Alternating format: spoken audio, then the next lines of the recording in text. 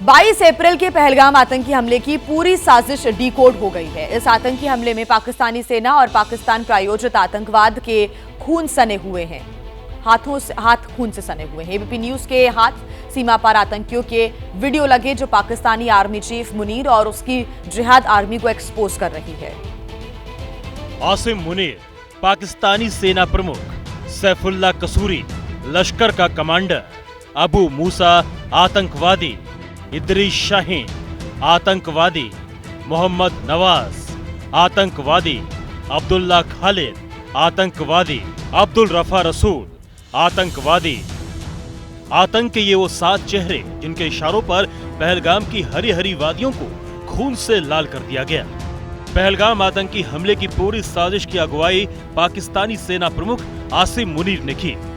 मुनीर के हर उस प्यादे की कुंडली आपके सामने रखेंगे जो इस हमले की साजिश रच रहे थे। बोला कि शायद मुस्लिम भी है, उसने उसको गोली मारी।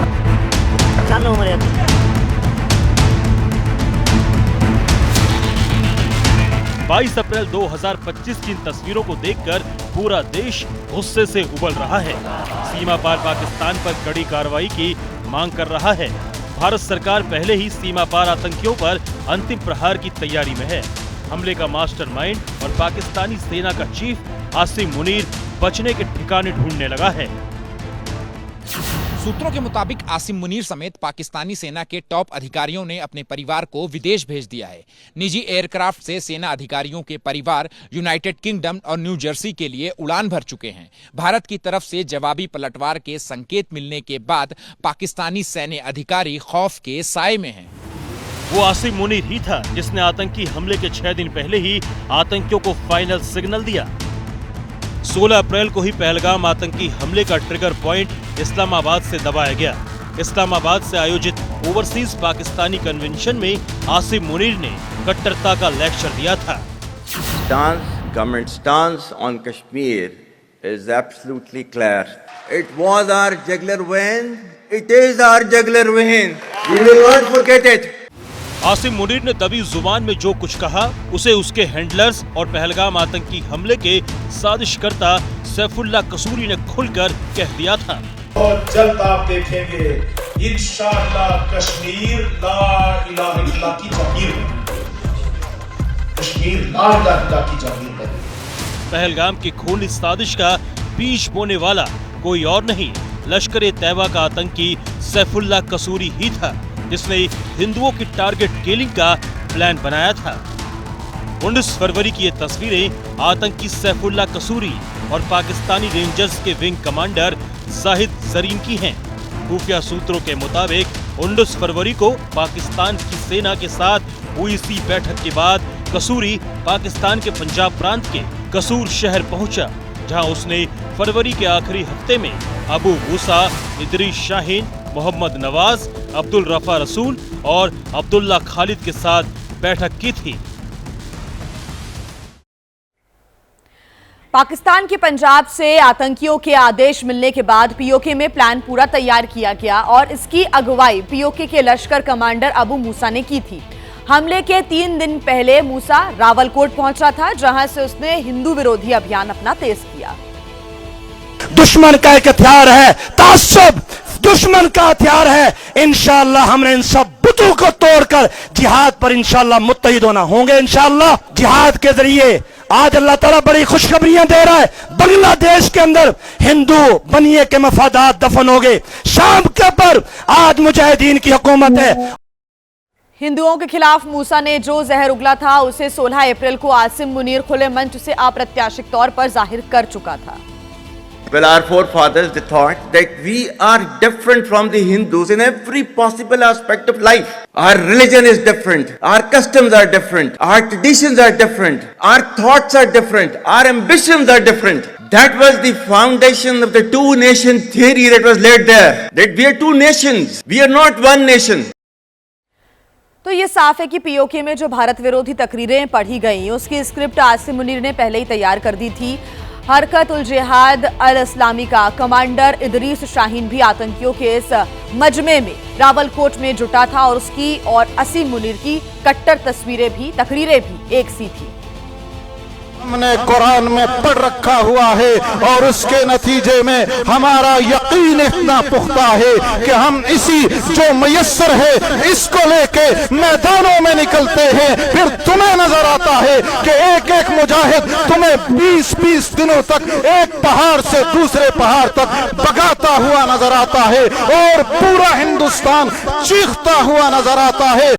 इंसानियत की तारीख में सिर्फ 2 रियासतें हैं जो कलमे की बुनियाद पर बनी हैं। पहली जो थी उसका नाम है रियासत तैयबा, क्योंकि तैयबा जो है वो नबी करीम सल्लल्लाहु अलैहि वसल्लम ने उसको नाम दिया था। और जबकि कुरान में उसका नाम है यसरब, या अहले यसरबा ला मुकाम लकुम फरजिउ, ये कुरान में नाम है उसका, जो आज जिसको मदीना अल मुनव्वरा कहा जाता है। और दूसरी रियासत जो है वो उसके 1300 साल के बाद अल्लाह ताला ने ये आपकी बनाई है कलमे की बुनियाद के ऊपर। पहलगाम में आतंकियों ने धर्म पूछकर हिंदुओं को निशाना बनाया। धर्म की शिनाख्त करने के लिए कलमा पढ़ने को कहा गया। पाकिस्तानी आर्मी चीफ मुनीर ने कलमे और मुजाहिद पर जो बातें कही पीओके में पाकिस्तानी स्पॉन्सर आतंकियों की जुबान पर सुनाई दी। शुरू से 2 चीजें साथ साथ चली हैं। जब से कलमा आया, कलमे की दावत भी चली है और कुफर भी साथ साथ चला है, और एक नेकी की सोच और एक बुराई वाली सोच, ये दोनों साथ साथ चली हैं।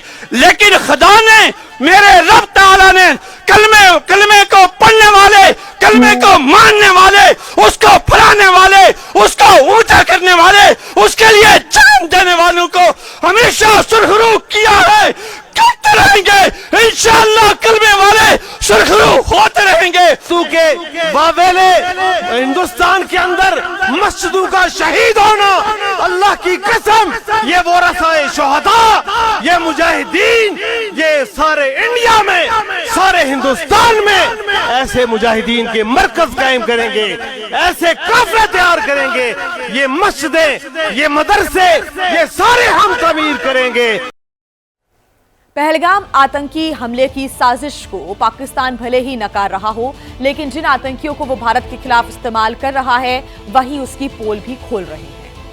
हाँ, पाकिस्तान का एक नौजवान उठ के खून बहा रहा है मुसलमान भाइयों के लिए, मकबूजा कश्मीर के मुसलमान भाइयों के लिए। और हम ये अभी से नहीं कह सकते कि अगर रण हुआ तो ये रण कैसा होगा, लेकिन यह तय मानकर चले कि अगर रण हुआ तो भीषण होगा। दुश्मन पर ऐसा प्रहार होगा जिसकी उसने कल्पना भी नहीं की होगी। तैयारी बहुत बड़ी है। ऐसे में जाहिर है कि दुश्मन के लिए बेहद मुश्किल ये घड़ी है। भारत के शूरवीर थल, जल, नभ हर जगह अपनी प्रतिघात की धार तेज करने में जुटे हैं। आपके सामने ये 3 तस्वीरें हैं। पहली तस्वीर है थल सेना की, जिसने राजस्थान के रेगिस्तान में बड़ा युद्धाभ्यास किया। दुश्मन की सीमा में घुसकर हमले की रणनीति परखी। टैंक्स और पैदल सेना ने दमखम दिखाया। दूसरी तस्वीर आप देख रहे हैं, दूसरी तस्वीर है नौसेना की, जिसने गाइडेड मिसाइल डिस्ट्रॉयर INS सूरत से सफल एक परीक्षण यहां पर किया मिसाइल का। और तीसरी तस्वीर आप देख रहे हैं भारत के वायुवीरों की है, जिन्होंने आक्रमण अभ्यास किया। इस दौरान राफेल और सुखोई जैसे लड़ाकू विमानों ने अपने जौहर दिखाए तो सीमा पार बैठे दुश्मनों के दिल हिल गए। दुश्मन पर प्रहार हुआ तो उसके विनाश का मंजर दुनिया देखेगी। मरुभूमि में देश की थल सेना की तैयारियां देखिए।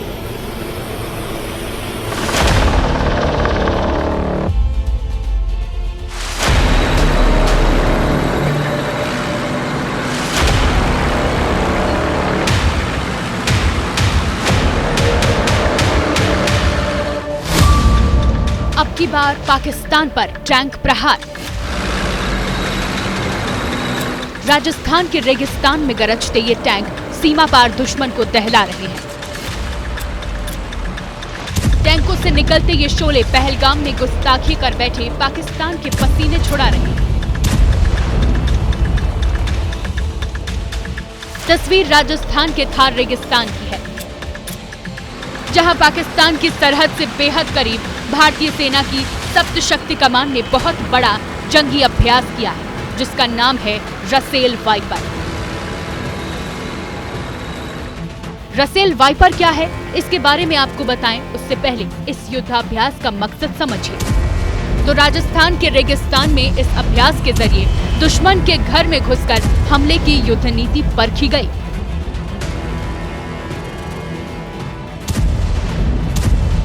ऐसे में सवाल ये कि क्या इस बार टैंकों से पाकिस्तान के खिलाफ सर्जिकल स्ट्राइक होगी?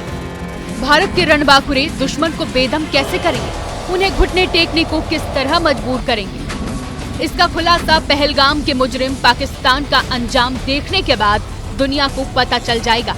लेकिन अभी जो हो रहा है वो भी पाकिस्तान की हालत सुखाने वाला है। राजस्थान के थार रेगिस्तान में पाकिस्तानी सीमा के बेहद करीब भारतीय शूरवीरों के इस प्रदर्शन का समय बेहद अहम है। मंगलवार को ही जम्मू कश्मीर के पहलगाम में पाकिस्तान के आतंकियों ने भारत के बेगुनाह पर्यटकों का नरसंहार किया है और हर बार की तरह पाकिस्तानी सेना अपना पल्ला झाड़ने में जुट गई है।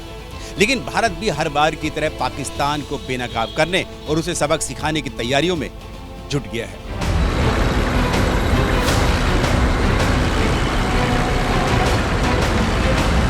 इसकी मिसाल है दुश्मन की सीमा में घुसकर हमले का ये युद्धाभ्यास। इसमें टैंकों और बख्तरबंद सैन्य वाहनों के साथ साथ पैरा स्पेशल फोर्स कमांडो ने भी दमखम दिखाया। युद्ध के दौरान इस तरह के अभियानों में टैंकों का इस्तेमाल दुश्मन के इलाकों पर कब्जे के लिए होता है, जबकि पैरा कमांडो ऑपरेशन के बाद लौट आते हैं। देखो, पाकिस्तान जब से हिंदुस्तान ने फैसला किया कि हम बड़ी कार्रवाई करने जा रहे हैं, तब से पाकिस्तान की आर्मी, पाकिस्तान की नेवी, पाकिस्तान की एयरफोर्स फुल वॉर पर है। इससे पहले कि हम किसी प्रकार का रिटेलिएशन करें, बड़ा लाजमी है कि हिंदुस्तान की आर्मी, नेवी और air force under the guise of exercise हर प्रकार से तैनात रहे।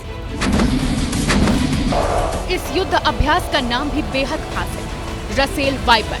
वो सांप जो चलती फिरती मौत है, जिसने डस लिया तो एक तो बचना मुश्किल है और दूसरा अगर बच भी गए तो शरीर के घाव वाले हिस्से को काटना तक पड़ता है।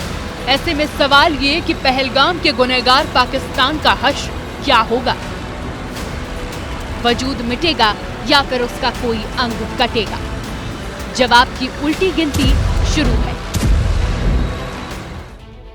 और देश की नौसेना और वायुसेना की भी तस्वीरें और तैयारियां आपको हम दिखाते हैं। पाकिस्तान से तनातनी के बीच इंडियन नेवी ने अरब सागर में वो कारनामा कर दिखाया जिसे देखकर दुश्मन की कपकपी छूट गई। एयरफोर्स की तैयारी भी देखें, शायद इसे देखकर ही पाकिस्तान के आर्मी चीफ आसिम मुनीर ने अपने परिवार को देश से बाहर भेज दिया है। ये दो तस्वीरें देखकर पाकिस्तान के फौजी अपने आका आसिम मुनीर को जी भर कर कोस रहे होंगे। यकीन मानिए, भारतीय नौसेना और वायुसेना के इस पराक्रम को देखकर पाकिस्तानी जवान लड़ने से पहले ही ढेर हो चुके होंगे। पाकिस्तान के पालतू भस्मासुरों ने पहलगाम में हमला कर उस ज्वालामुखी को धधका दिया है, जिसमें जलकर आतंकिस्तान का राख होना लाजमी है। ये तस्वीर अरब सागर की है, जिसमें भारतीय नौसेना ने अपने गाइडेड मिसाइल डिस्ट्रॉयर INS सूरत से मिसाइल का सफल परीक्षण किया तो सीमा पार बैठे दुश्मन भी दहल गए। समंदर के सिकंदर INS सूरत से इस मिसाइल ने उड़ान भरी और पल भर में लक्ष्य पर सटीक निशाना लगाकर सफलता का डंका बजा दिया।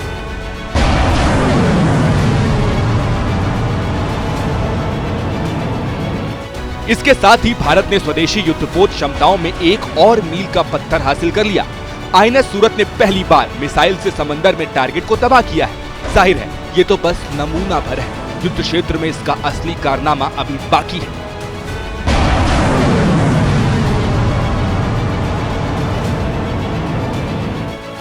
INS सूरत आज के दौर का सबसे आधुनिक स्टील्थ गाइडेड मिसाइल डिस्ट्रॉयर है। इस स्वदेशी डिस्ट्रॉयर की सबसे बड़ी खूबी है कि ये दुश्मन के रडार की पकड़ में नहीं आता।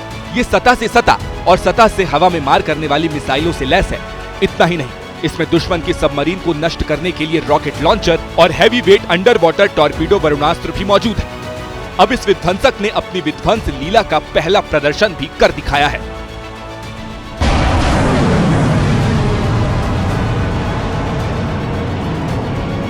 पहलगाम हमले और बदले की हलचल के बीच वायुसेना का शक्ति प्रदर्शन भी देखिए। आसमान में दुश्मन को अपनी ताकत का एहसास कराते ये राफेल लड़ाकू विमान है।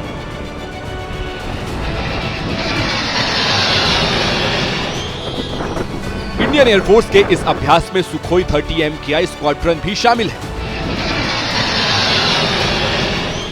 लंबी दूरी की उड़ानों और बेहद दूर टारगेट पर सटीक बमबारी, ये आसमानी कलाबाजियां हमारे वायुवीरों ने उस अभ्यास में दिखाई जिसका नाम है आक्रमण।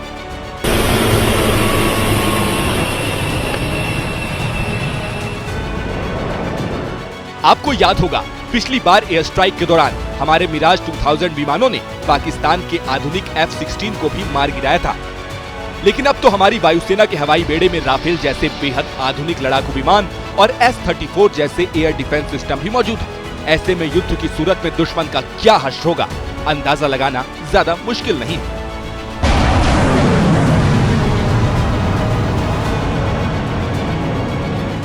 नौसेना और वायुसेना की ताकत की नुमाइश क्या कहती है, इशारा क्या है?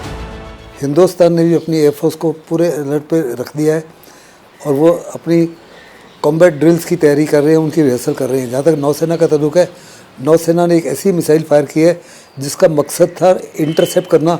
पाकिस्तान की तरफ से जो सरफेस टू सरफेस मिसाइल का टेस्ट हुआ है, उस मिसाइल को इंटरसेप्ट करने का, तो उसी की अपनी क्षमता को टेस्ट किया है। जाहिर है होगा जो भी, दुश्मन का अंजाम बेहद भीषण होगा।